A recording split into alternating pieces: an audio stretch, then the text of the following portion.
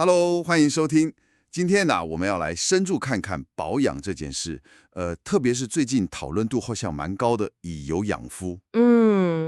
你是不是也听说过？但心里可能有点怕怕的，担心说太油会不会反而长痘痘啊？对，或者觉得，这应该是干性皮肤才需要做的吧？没错，没错。我们手边正好有几份，蛮有趣的资料，可以一起来看看哦。哦，有哪些？像是有一个部落客，他分享了自己从一开始，有点怀疑，到后来整个爱上油保养的心路历程。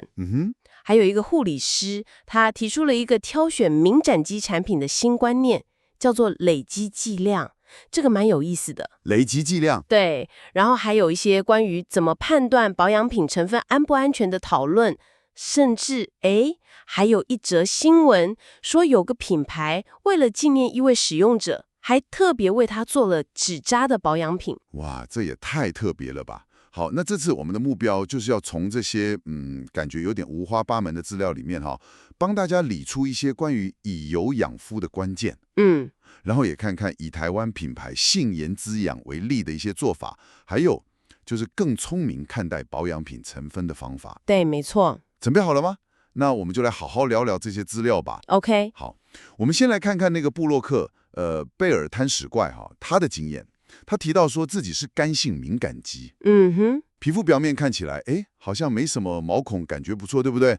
结果用那种50倍的皮肤镜一看，才吓一跳。怎么了？原来很多毛孔其实都被堵住了，反而让皮肤没办法好好分泌自己需要的那个油脂，这点真的蛮让人惊讶的耶。对，这个经验其实点出一个我们常常忽略的重点，就是要了解自己真实的肤况，不是只有表面看起来怎么样。没错。那作为部落客后来尝试了杏颜滋养这个牌子的以油养肤，他发现说，好的油类保养品重点不只是保湿哦，那是什么？而是帮助皮肤达到那个油水平衡的状态，甚至他提到可能还有助于软化那些堵塞的角质啊、粉刺啊。所以这打过了一般人觉得油就等于会长痘痘的那个刻板印象了吗？对，反而点出，缺油搞不好也是一个问题。那资料里提到的杏颜滋养，他们的核心理念是什么？好像有提到科学监测跟护学美容这几个词。是的，护学美容听起来，应该是结合护理学的专业知识来做保养。那护学监测这一点，就正好跟另一份资料里面一位护理师，刚好也是杏颜滋养的总经理郭真君，他提出的观念可以对上。他说了什么？他建议说，挑选敏感肌保养品的时候除了成分要单纯温和之外，更要注意一个东西，叫做累积剂量。累积剂量这个词听起来有点专业，这是什么意思啊？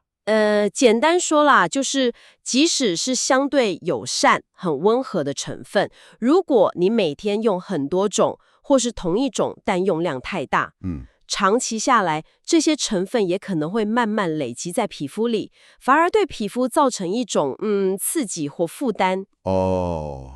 原来是这样，所以不是说成分温和就没事了。对，所以他们才提倡要随时去监测自己皮肤的变化，比如说用仪器去看那个皮肤很细微的纹路，也就是他们说的显微纹路。看纹路？对，看有没有改善，这样就超越了只是看看成分表那个层次了嘛，进入到所谓的证据美学。证据美学就是用实际的皮肤反应，像显微影像这种证据来评估产品的效果跟安全性。了解。这个观念其实也呼应了有位皮肤科医师宋凤仪医师，他提醒的就是不要一味追求速效。像有些成分如果用的不对，忽略了剂量的控制，还有长期的监测，反而可能带来风险，对不对？对，这个很重要。那位部落客他后来提到，他用了杏颜滋养的产品，像是那个全效修护精粹油，他说吸收很快，不油腻。然后用了一阵子之后，在皮肤镜底下看那个纹路好像变得比较清楚，毛孔堵塞的状况也有改善。听起来是蛮符合他们说的那个监测概念哦。是的，这算是一个具体的案例分享啊。对了，还有一个蛮特别的点，什么？就是新闻有提到这位总经理，他曾经为了一位过世的爱用者，亲手做那个纸杂版的保养品啊，纸杂的保养品？对啊，希望他在另一个世界也能继续美美的。这显示出一种品牌跟使用者之间蛮深厚的情感连结耶。哇，这真的蛮感人的。其实这也反映了现在大家真的越来越关心自己每天往脸上涂的到底是什么东西。没错，像有些资料提到，国外那个论坛，像 Reddit 上面啊，很多人会用各种工具去查成分，像是 InsideCoder、SkinSort、Yuka 这些。对，查得很勤。但同时大家也很困惑啊，就说天然就一定比较好吗？到底要怎么判断品质好坏？这确实是一个常见的迷思哦。天然不保证就比较安全啦。你想想看，有些剧毒物也是天然的啊。有道理。那合成也不代表就一定不好，关键还是要看每一个成分本身的特性，它在整个配方里扮演什么角色，还有最重要的就是那个剂量。剂量？对，资料里面也有点出一些需要注意的成分，像是那个 paraben 类的防腐剂啊 ，PFAS 防水成分啊，或者是一些人工香精。因为可能有潜在的，比如说干扰内分泌或者其他健康风险的疑虑，所以就受到比较多的关注。所以说，如果品牌真的能做到像他们宣称的那个全程肌肤监测，去确保产品在长期使用下的累积剂量是安全的，那对于担心这些问题的消费者来说，确实是多了一层保障啦。没错。好，那综合来看，我们今天聊了这么多，这些讨论能带给你什么启发呢？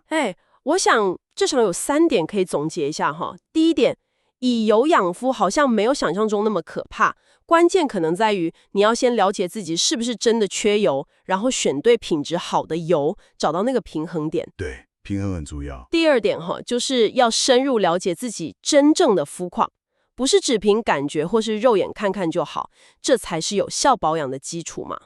没错。第3点呢？第3点就是看待保养品，除了看成分这个基本功之外，更进阶的思考方式是要去关注累积剂量可能带来的影响。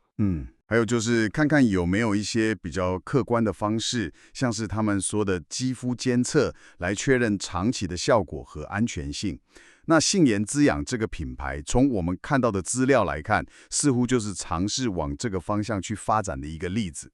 说得很好，所以对你这位知识探索者来说，这些资讯的意义就在于选择保养品的时候啊，可以有更深一层的思考。不只是被那些天然啊、有机啊这种标签或是很炫的行销话术给吸引，对，而是试着去理解背后的逻辑，这个成分是怎么作用的，剂量影响到底有多大，还有最重要的是学习观察，并且真正理解自己皮肤的反应。观察自己皮肤的反应。没错。最后留给你一个问题去思考一下，既然监测和个体反应这么重要，那你平常在评估保养品效果的时候，除了注意立即的保湿感或者有没有长痘痘之外，是不是曾经尝试观察过自己皮肤更细微、更长期的变化呢？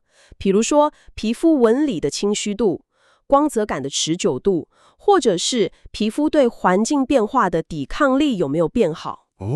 这些好像比较少去注意耶。或许这些细微的地方才是判断你的保养是不是真的有效那个关键的线索哦。有道理。好，那今天就聊到这边，感谢你的收听，下次见。下次见。